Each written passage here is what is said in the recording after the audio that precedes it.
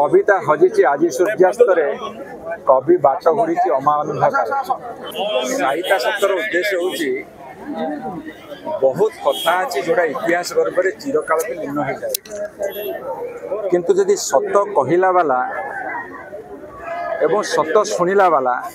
उभयंकर मानसिकता भल हम विशेषकर सत शुणिला वाला ताले सत समस्ते कहीपर किंतु सत शुणी लोक मैंने ऊपर स्तर जो था से माने विशेषकर भल पाती मुझे दिगरे चेष्टा करुँची जे समस्तंकर जो अफुहा कथा साहित्य कथा जहाँ प्रकाश कले विपदग्रस्त हम बा क्षतिग्रस्त हम से भली एक समाज मोर दरकार नहीं जो समाज सत्य प्रकाश करुआ लोक को सम्मानित करा जिते कष्ट जिते दुख जिते जंत्रणा दौ पछे मुझे भाया समाज से एवं द्वितीय कथा बेहाल वर्षा मो भीतर गोटे कवि प्राण अच्छी मोर एमती बहुत कविता अच्छी तेणुक कार्यव्यस्त जीवन भितर कला साहित्य मो गोटे पुजारी आज नुहे पिलादिन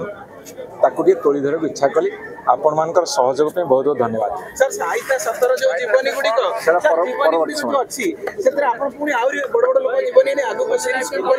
बहुत कथा अच्छी ओडिशा रे काम करने को मुझे मनोनिवेश कर देखिए ये हूँ आरंभ मात्र आपन बहुत कथा देखा बहुत कम।